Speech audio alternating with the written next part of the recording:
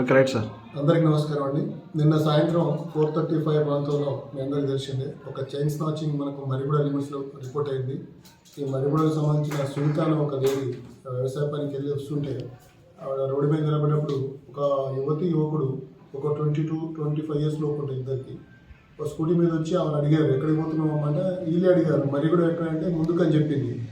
మేము కూడా అటే పోతున్నాం, మీరు రమ్మంటే ఆ పాపం లేడీ ఉంది కదా అని చెప్పి లిఫ్ట్ ఎక్కింది. మధ్యలో ఎక్కించుకొని తీసుకుపోయారు. కొంచెం దూరం పోయిన తర్వాత ఆ వెనక ఉన్న లేడీ ఎవరైతే దొంగగా అనుమానిస్తుందో ఆమె న్యాచురల్ కాల్ అని చెప్పగానే బండి ఆపారు.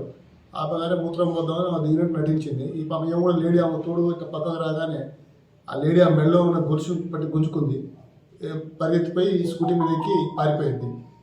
అదే టైంలో అక్కడ ఉన్న కొంతమంది వాళ్ళని చేజ్ చేసారు. కానీ దురదృష్టవశాత్తు చేజ్ చేసిన దాంట్లో పెట్రోల్ తక్కువ ఉండటం వల్ల బండి ఆగిపోయింది, వాళ్ళు పారిపోయారు. అన్ని సీసీ ఫుటేజ్ అవన్నీ తీస్తున్నాం. ఆల్మోస్ట్ వాళ్ళు 3 టీములతో వర్క్ చేస్తున్నాం. ఖచ్చితంగా వాళ్ళని పట్టుకుంటాం. Thank you very much.